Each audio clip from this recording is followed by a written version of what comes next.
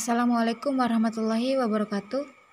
Perkenalkan, kami dari kelompok 8. Nama saya Siti Zakia Rahmawati dan partner saya adalah Nurul Thaibah.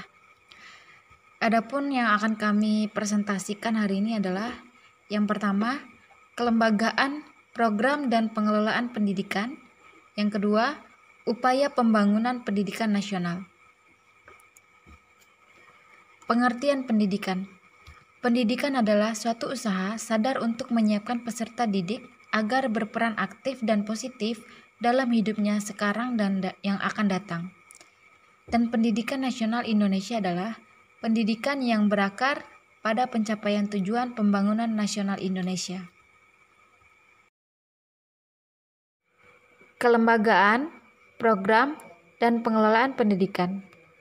Kelembagaan pendidikan dibagi menjadi dua. Yang pertama adalah jalur pendidikan. Jalur pendidikan meliputi jalur pendidikan sekolah.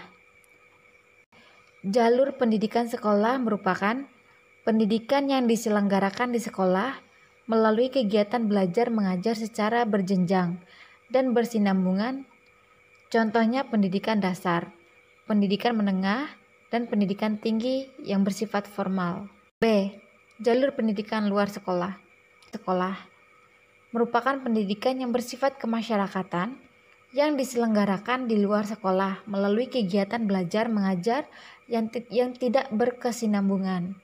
Contohnya, kepramukaan, berbagai kursus, dan lain-lain. Dan yang kedua adalah jenjang pendidikan. Jenjang pendidikan adalah suatu tahap dalam pendidikan berkelanjutan yang diterapkan berdasarkan tingkat perkembangan peserta didik serta keluasaan dan kedalaman bahan pengajaran. Sebagai persiapan untuk memasuki pendidikan dasar, diselenggarakan kelompok belajar yang disebut pendidikan prasekolah. Jenjang pendidikan dasar, SD, SMP, dan yang setara. Tujuannya untuk memberikan bekal dasar yang diperlukan untuk hidup dalam masyarakat berupa pengembangan sikap pengetahuan dan keterampilan dasar. B. Jenjang pendidikan menengah. Pendidikan ini hanya 3 tahun setelah pendidikan dasar. Pendidikan menengah dan hubungan ke bawah berfungsi sebagai lanjutan dan perluasan pendidikan dasar dan dalam hubungan ke atas mempersiapkan peserta didik untuk mengikuti pendidikan tinggi ataupun memasuki lapangan kerja. C. Jenjang pendidikan tinggi. Jenjang pendidikan tinggi merupakan kelanjutan pendidikan menengah yang diselenggarakan untuk menyiapkan peserta didik menjadi anggota yang memiliki kemampuan akademik atau profesional yang dapat menerapkan, mengembangkan, dan menciptakan iptek. Selanjutnya adalah program dan pengelolaan pendidikan. Jenis program pendidikan. Yang pertama adalah A. Pendidikan umum. Pendidikan umum merupakan pendidikan yang mengutamakan perluasan, pengetahuan, dan keterampilan peserta didik yang pengkhususan. Contoh, SD, SMP, SMA, dan universitas. B. Pendidikan kejuruan. Pendidikan kejuruan merupakan pendidikan yang mempersiapkan peserta didik untuk dapat bekerja pada bidang pekerjaan tertentu. Contohnya adalah STM, SMTK, SMIP, SMEA. C. Pendidikan luar biasa. Pendidikan khusus yang diselenggarakan untuk peserta didik yang menyandang kelainan fisik atau mental. D. Pendidikan kedinasan. Pendidikan kedinasan adalah pendidikan khusus yang diselenggarakan untuk meningkatkan kemampuan dalam pelaksanaan tugas kedinasan bagi pegawai dan calon pegawai. E. Pendidikan keagamaan. Pendidikan keagamaan merupakan pendidikan khusus yang mempersiapkan peserta didik untuk dapat melaksanakan peranan yang menuntut penguasaan pengetahuan khusus tentang ajaran agama.